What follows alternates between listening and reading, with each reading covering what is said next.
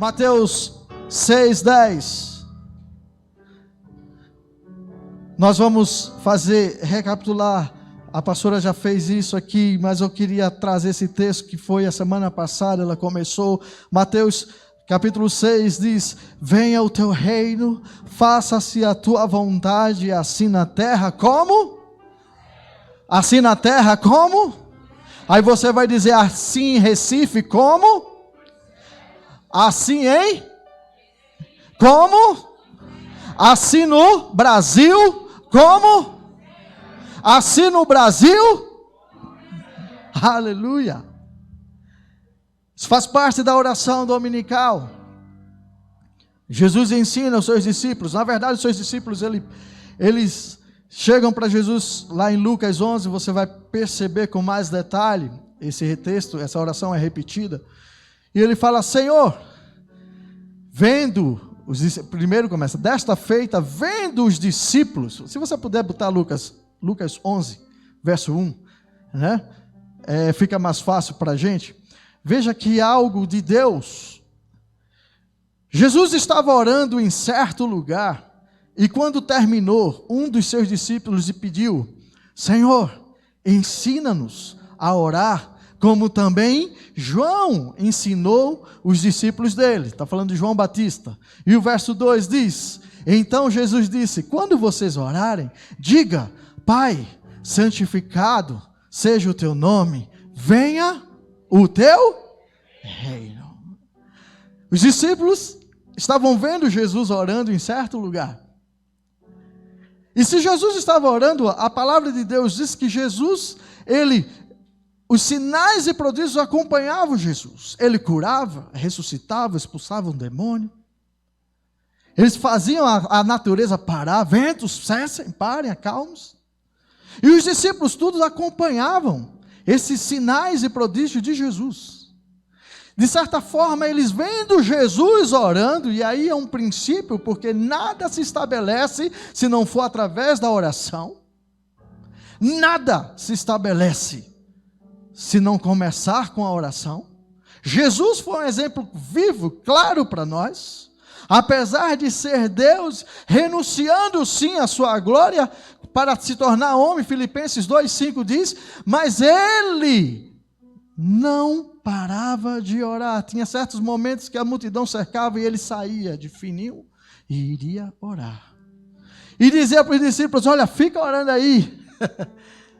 Certa vez 3 discípulos não conseguiram orar. Ele disse: mas será que nem uma hora vocês conseguem orar?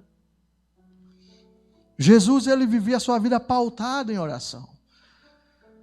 E os discípulos, vendo isso, começaram a aguçar a sua curiosidade espiritual. Vamos dizer assim: olha, se Jesus, ele ora, e quando ele sai de lá, sinais e maravilhas acontecem, Senhor, ensina-nos também a orar. Porque João Batista também ensinou os seus discípulos. E a oração que João Batista ensinou aos seus discípulos era para arrependimento. E as pessoas, e o povo ia se arrepender e ser batizado. O povo ia atrás para ser batizado. Então, se os discípulos de João Batista oravam para a missão que Deus colocou na vida de João Batista, e o povo ia, então, Senhor, já que nós estamos debaixo da tua missão, ensina-nos a orar, porque nós queremos também ter a mesma autoridade. Queremos expulsar os demônios, ressuscitar mortos, queremos pregar o reino. E o que é que Jesus fala? Olha, então tá bom, quando vocês orarem, orem assim: Pai, santificado seja o teu nome, venha nós o teu reino. Esse foi o modelo que Jesus nos ensinou, porque Jesus é a verdade e a expressão viva do reino de Deus. Mateus 4:23, o que é que diz Mateus 4:23? Percorria Jesus toda a Galileia, ensinando nas sinagogas, pregando o evangelho do reino de Deus e curando toda sorte de doenças e enfermidades entre o povo. Os discípulos observavam. A característica ministerial, o que Jesus professava, não era outra coisa a não ser o reino de Deus. Jesus, expressão viva do reino de Deus. E as pessoas eram curadas, e as pessoas eram libertas, e as pessoas recebiam ali. Muitos talvez iriam na grande multidão, com certeza, para receber os milagres. E não é muito diferente dos nossos dias hoje. Porque muitos de nós ainda temos uma consciência altamente travada, de que quando nós vamos cultuar o Senhor, quando vou para o culto porque eu preciso receber algo. Não estou dizendo que isso seja errado porque você não receba, mas a intenção principal de cultuar ao Senhor é muito mais oferecer do que receber. Quando eu vou cultuar o Senhor, eu vou oferecer a minha devoção, a minha adoração, reconhecendo que sem Ele eu não consigo viver. Ele é o tudo da minha vida, Ele é o tudo, Ele é o alfa e o ômega, Ele é o princípio e o fim, e nele estão todas as coisas. Então muitas vezes nós vamos cultuar o Senhor com uma mentalidade totalmente errada. Porque hoje eu vou ali para receber uma palavra, para ser o combustível da minha semana. Não estou, mais uma vez, eu quero repetir isso. Não estou dizendo que você não receba, que você não venha para o culto para receber. Venha, mas eu quero trazer, como a apóstola colocou esse texto lá em Romanos, a transformação, a metanoia, a mudança de pensamento, a mudança da tua mente, porque quando nós chegamos diante do Senhor, seja aqui no templo, seja na nossa casa, seja no nosso trabalho, nós somos expressões vivas do reino de Deus, e ali é um local, é uma casa de adoração ao Senhor. Nós não começamos a adorar aqui, nós continuamos aquilo que nós já praticamos diariamente. Diariamente, em todo o tempo. Isso é reino de Deus. Isso é trazer uma mudança, isso é ir contra aquilo que a apóstola falou no domingo passado. O reino de Deus, ele vai contra a estrutura do reino humano. Muitas vezes nós não somos compreendidos, somos criticados, porque o que fazemos debaixo do ensinamento de Jesus parece ser algo tão ridículo para o que o mundo prega. Mas quando nós temos a ciência de que nós representamos um reino, representamos Jesus que está dentro de nós, isso não faz diferença o que o mundo acha. O que importa é que o reino seja estabelecido. E não só de palavras, mas com atitudes. Com atitudes. Atitudes do reino de Deus. Jesus é a revelação viva e prática do reino de Deus. Jesus sempre pregou sobre o reino de Deus. Jesus sempre fez menção, olha, o reino de Deus é semelhante a um grão de mostarda, lembra? O reino de Deus, o que é o reino de Deus? É semelhante a um homem que foi semear. O reino de Deus, sempre Jesus trazia à memória o reino de Deus. Então a gente faz menção daquela palavra, quero trazer à memória aquilo que me pode dar esperança. E se nós temos aqui uma missão, é esta, de trazer a esperança do Deus vivo manifestado no seu reino. E eu estava buscando em casa, meditando, e eu disse, o que é reino? E o significado de reino, dentro do Aurélio, ele diz, é o conjunto de pessoas cujas funções estejam subordinadas à aprovação do rei.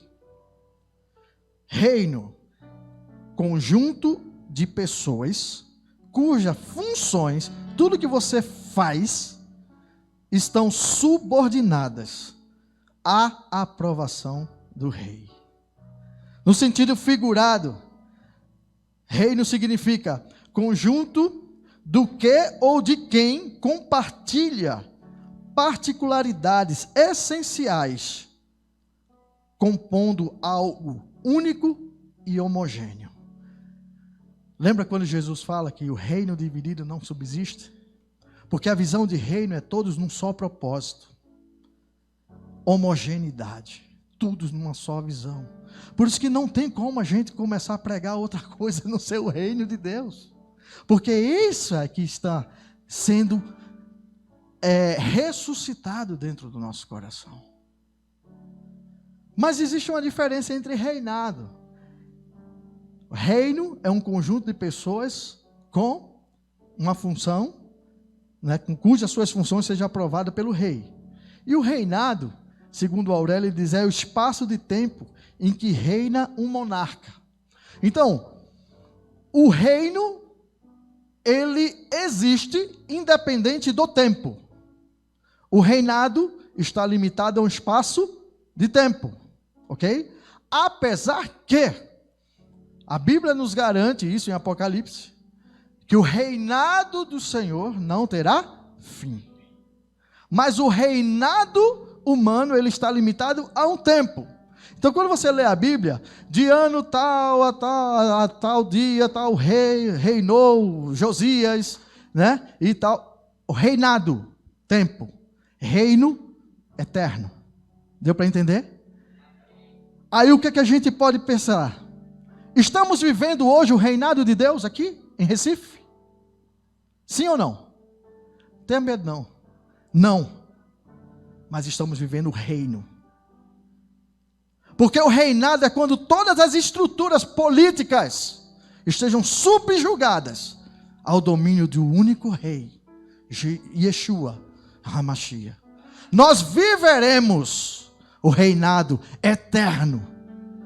Mas enquanto não foi estabelecido o reinado, que este reinado não se limita a tempo ou época, ele é eterno, nós estamos vivendo o reino de Deus, que consiste num conjunto de pessoas, num só propósito, que tudo que faz esteja alinhado com a vontade do seu rei.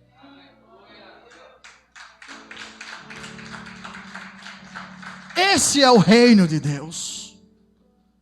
Tudo que vamos fazer precisa estar alinhado com o rei que nós representamos, que está dentro de nós. Por isso que hoje, como a apóstola falou a semana passada, hoje não é mais sobre mim. Hoje é o reino, são as pessoas, são as vidas que precisam ser impactadas, precisam ser acolhidas, como Jesus fazia, de aldeia em aldeia, de cidade em cidade, pregando a verdade do reino de Deus. O reino de Deus é chegado aqui em Recife. O reino de Deus é chegado aqui em Recife. Então isso significa que se o reino de Deus está dentro de nós e é chegado aqui em Recife, não podemos mais ficar sentados. Precisamos mover no reino, na palavra do reino. Precisamos nos movimentar, porque uma vida sem propósito é uma vida vazia.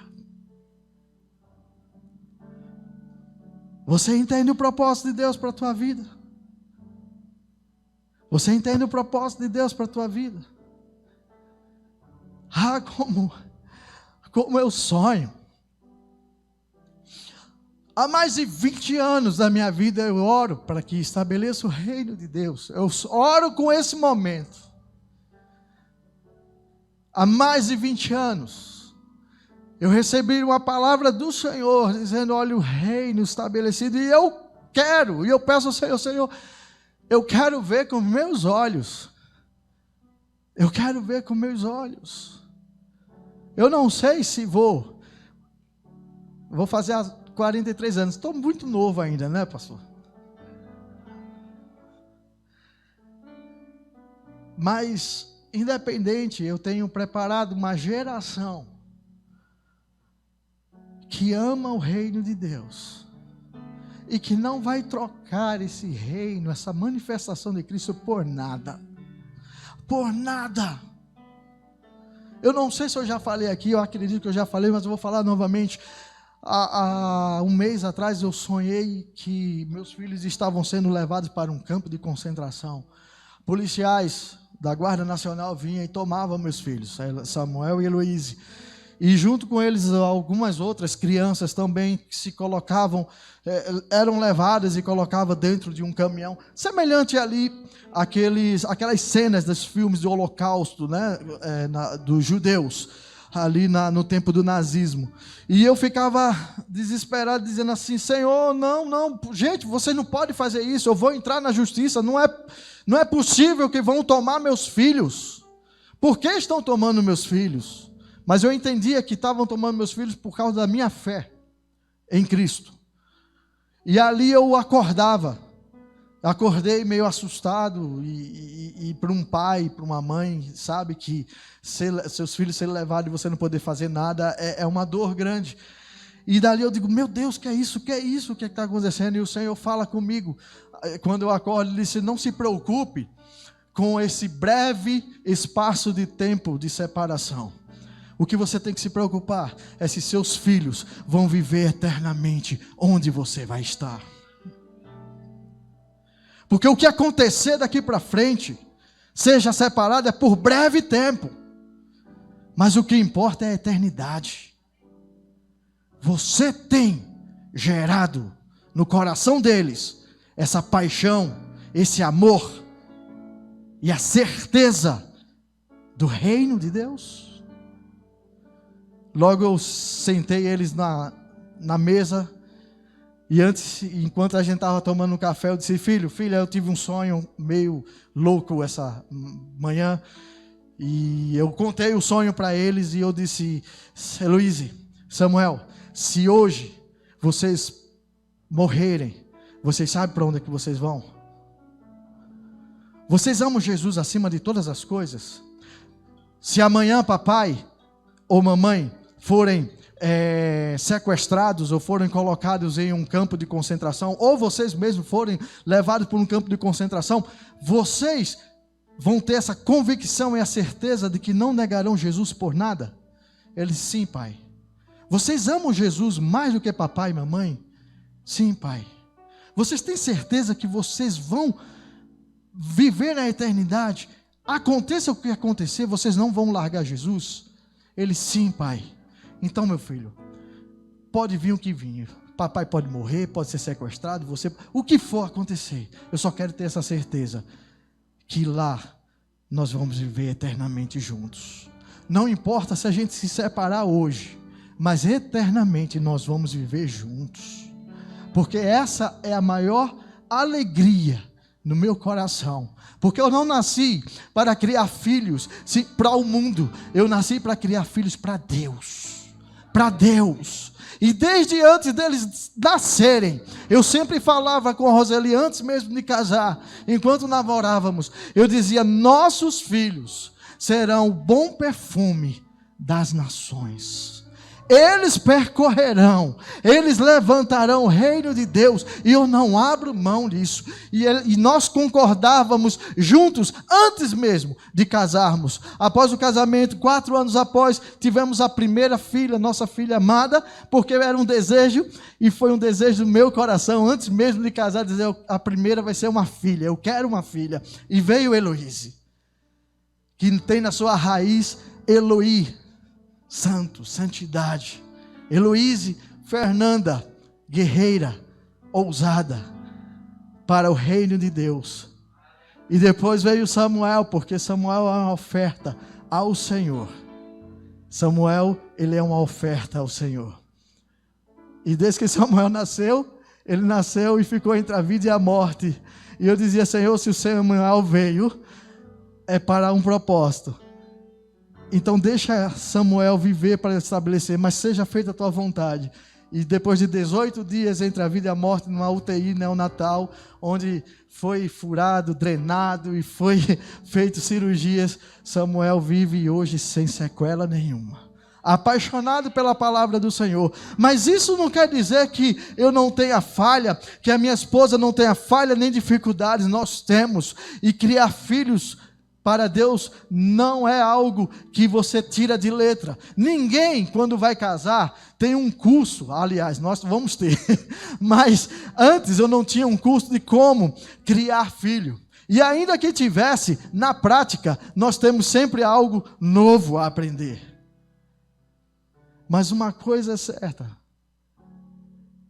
eu anseio, porque mesmo que meus olhos não vejam, mas que a geração, a minha posteridade, vai ver o reinado estabelecido nos dias, manifestação do reino de Deus.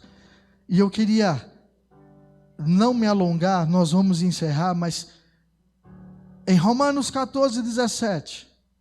como a pastora Graça falou, eu queria que você abrisse Romanos 14, 17. Mas antes de Romanos 14, 17,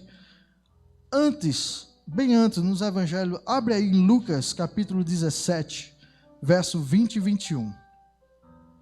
Luquinhas, você pode colocar Lucas 17, verso 20 e 21.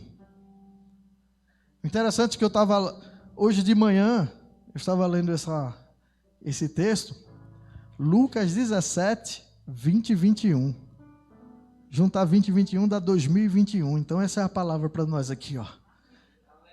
Indagado pelos fariseus sobre quando viria o reino de Deus, Jesus lhes respondeu: o reino de Deus não vem com visível aparência. Mas o 21 diz: nem dirão, ele está aqui ou lá está ele. Porque o reino de Deus está dentro, através de quem? Do Espírito Santo. O reino de Deus não está lá, nem lá. A igreja não é o reino, como foi bem falado, de Deus. Ela é uma agência, é uma ferramenta do reino de Deus. Nenhuma instituição pode ser considerada como reino de Deus, mas o reino de Deus está aqui. Diga, o reino de Deus está aqui. O reino de Deus está aqui. Em mim, em você. O reino de Deus amanhã vai estar naquela sala, naquele escritório do trabalho. O reino de Deus vai chegar amanhã naquela atividade que eu e você temos que fazer. O reino de Deus vai agora mesmo, daqui a pouquinho, vai estar sendo espalhado pelas ruas. A rua Padre Bernardino Pessoa, depois em outros destinos. Reino de Deus, ele se movimenta. O reino de Deus não é parado, ele está em você, está em mim. E as três, vamos dizer, e a natureza do reino, como a pastora falou, e por isso que é tão importante estarmos alinhados. Romanos 14, 17 diz: o reino do Senhor dos céus não é bebida, não consiste em bebida nem comida, mas justiça, paz e alegria justiça. Mateus 5:20, Jesus fala para os seus discípulos, dizendo assim, olha, no Sermão do Monte, ele diz: se a vossa justiça não exceder em muito a dos publicanos e fariseus, jamais entrarão no reino dos céus. Jamais. Ele fala para os seus discípulos. Ou seja, Jesus, ele fala justiça. Se a vossa justiça, se os seus atos de justiça não excederem muitos escribas e fariseus. Quem eram os escribas? Quem eram os fariseus? Aqueles que pregavam, mas sua vida mostrava totalmente diferente do que eles falavam. se apegavam à lei, mas não conseguia viver uma vida plena.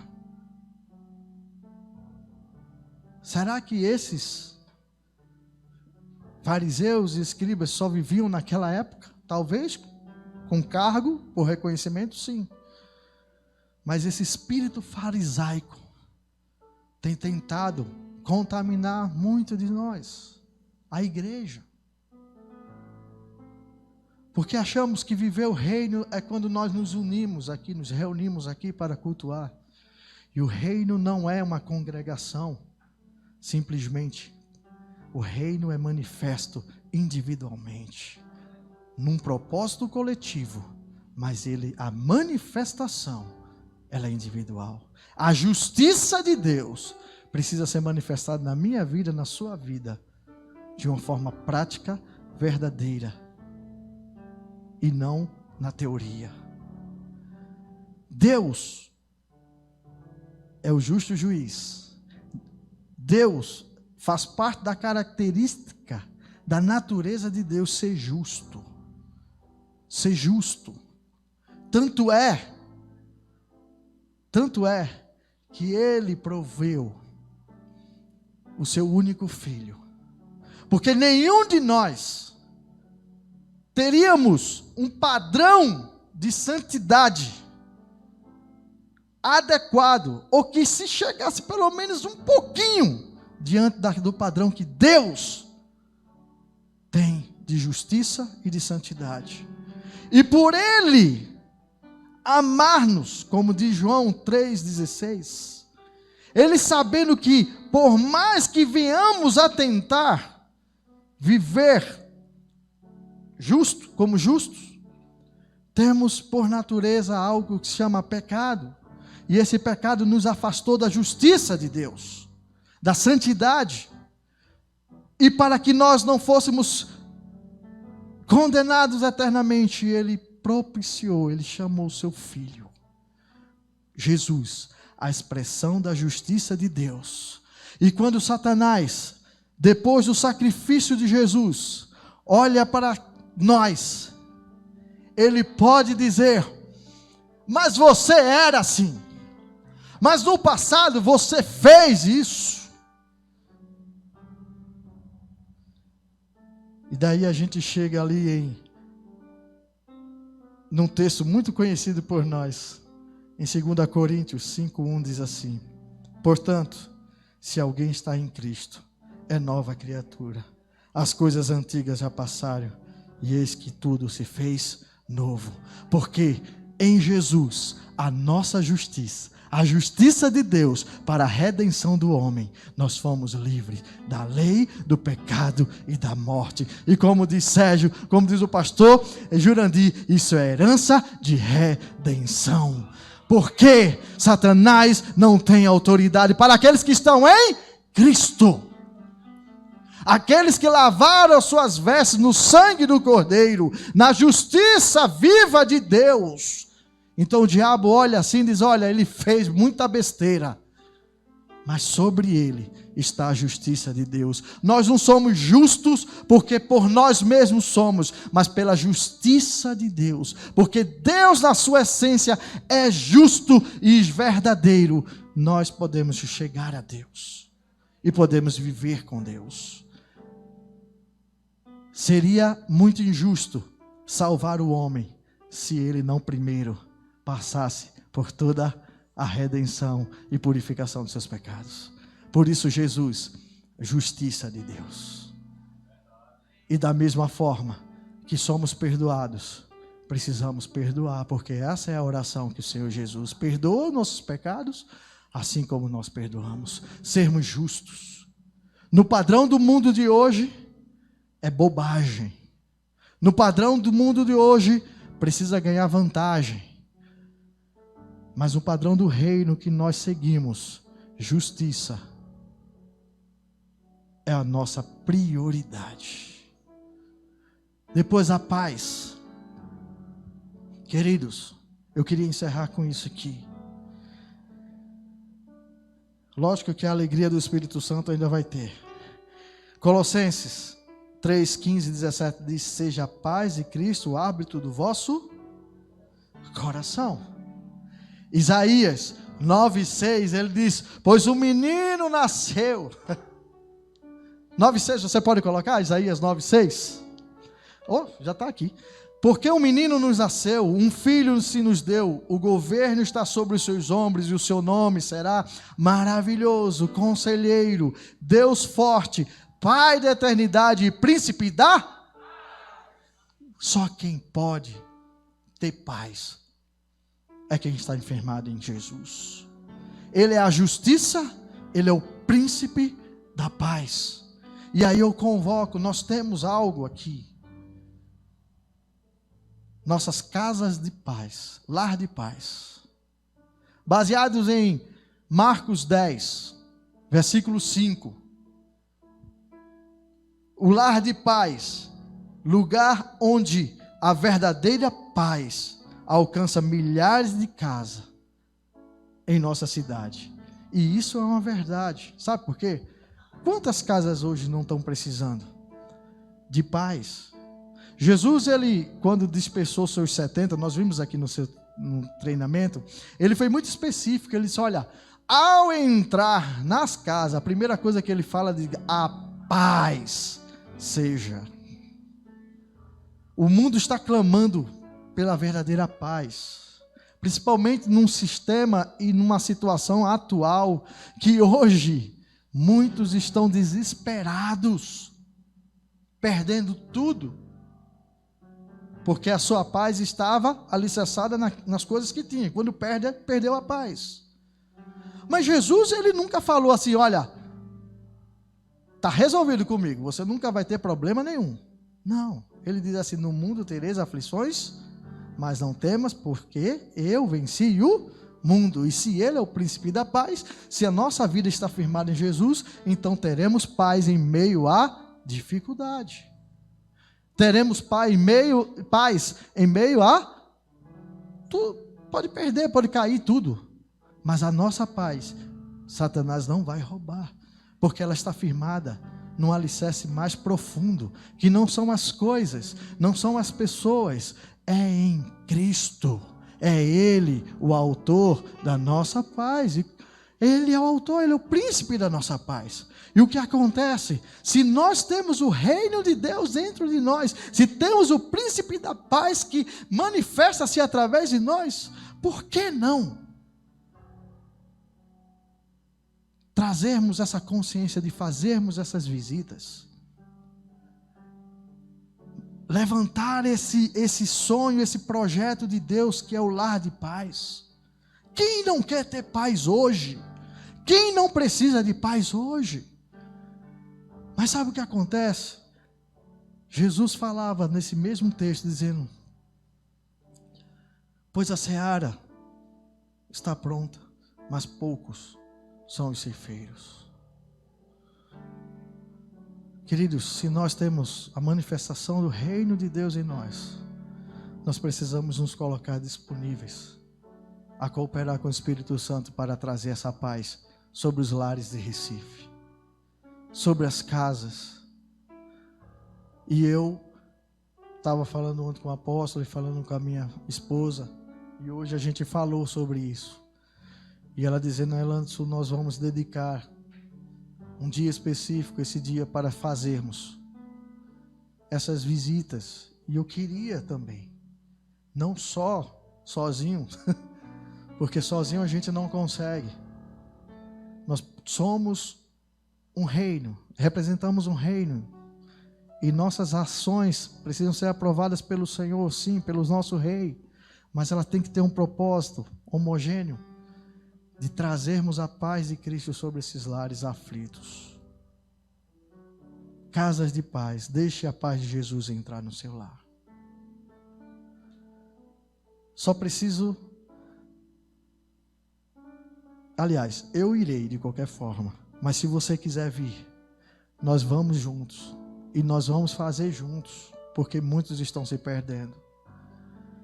E aí vem o último ponto da alegria: justiça, paz e alegria no Espírito Santo. Queridos, o que Deus falou no meu coração sobre alegria é que a gente só consegue ser feliz quando a gente realmente realiza e está dentro do propósito do Senhor. Não existe outra alegria. A palavra de Deus diz que a alegria do Senhor é a nossa força. Está lá em Neemias 8:10, quando ele anima o povo ali, quando está na sua obra, na sua missão de reconstrução dos muros. A alegria do Senhor é a nossa força. Em outras palavras, quando nós alegramos o coração do Pai, automaticamente Ele nos fortalece para continuarmos o propósito e a missão que Ele tem para nós. A alegria. E a gente pode fazer o que for, mas a alegria, a satisfação, a plenitude está em alegrar o coração do Pai. E o que é que alegra o coração do Pai? A sua mensagem sempre foi do início ao fim: que ninguém se perca e que todos venham e encontrem o amor do Pai. Então eu queria nessa manhã finalizar dizendo que Cristo em nós, a expressão viva do reino, é a esperança da glória de Deus para a cidade de Recife, para o estado de Pernambuco, para a nação brasileira e entre as nações. Cristo em mim, Cristo em você, manifestando o reino dos céus, é uma mensagem de esperança. O que é que precisamos? Nos levantar. Levante do seu lugar nesse momento. E esse reino não findará, a sua glória eterna, pois a majestade e força desse rei chegou a nós. O seu reino, seu domínio, seu poder e autoridade não tem fim. Jesus, justiça de Deus. Senhor, nós queremos nessa manhã declarar que Tu és o nosso maior prazer, que o maior prazer que temos é fazer a Tua vontade, Jesus. Nós reconhecemos hoje, Senhor, e nós temos a certeza que o reino não virá, mas o reino já existe em nós, que nós somos a expressão do reino nos nossos dias.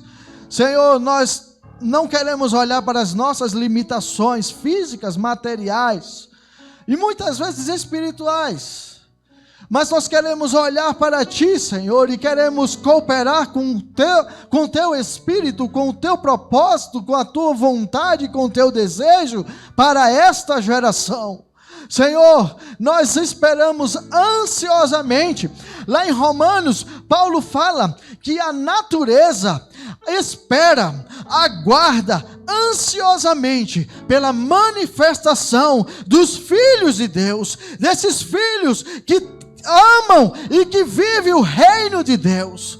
Por isso, Senhor, nós não queremos simplesmente acabar mais uma reunião e simplesmente sairmos emocionados ou talvez aqui motivados meramente por palavras, mas te pedimos, Senhor, se é uma oração verdadeira, que o Senhor nos incomode, que o Teu Espírito nos incomode a nos posicionarmos em função do Teu reino nesses dias, que não seja da boca para fora, que não seja para apresentar algo a qualquer pessoa, mas seja, Senhor, para nos aliançarmos com as verdades do Teu reino e proclamarmos esse reino de justiça, de paz e de alegria no Espírito Santo. Senhor, levanta homens e mulheres apaixonados, não pela instituição, não pela igreja, mas por Ti acima de tudo, Senhor, porque quando nós estamos apaixonados por Ti, Senhor, nós somos igreja e amamos a Tua igreja, porque Te amamos primeiro. Senhor, manifesta o Teu reino, Senhor, aqui em Recife, lá naquele Marco Zero, lá naquela praça, Senhor, Tiradentes, Senhor, que abra-se os céus, que haja um liberar das tuas águas redentivas sobre a cidade de Recife, sobre o Recife antigo, se renove, Senhor, ao cheiro das águas, florescerá, e ainda que seja cortado, morto pelo meio do caminho, renovará e dará frutos. Senhor, nós declaramos sobre nossa cidade, em nome de Jesus, sobre a igreja nessa cidade, que haja um rebuliço, que haja um renovar, que haja um despertar, e que o teu reino seja vivenciado todos os dias, Senhor, na unção e na autoridade do Espírito Santo. Faz outra vez, Senhor, faz de novo, ressuscita-nos, aviva-nos, para que o teu reino seja estabelecido, que não haja outra palavra em nossos lábios, a não ser, Senhor, propagar a tua justiça, a paz e a alegria que só o teu Espírito nos traz e nos refrigera e nos anima e nos levanta, ainda que estejamos sem força, o Senhor refaz a nossa força, porque a alegria do Senhor é a nossa força. Senhor, eis-nos aqui, eis-nos aqui, eis-nos aqui, eis-nos aqui. Aleluia, glória a Deus.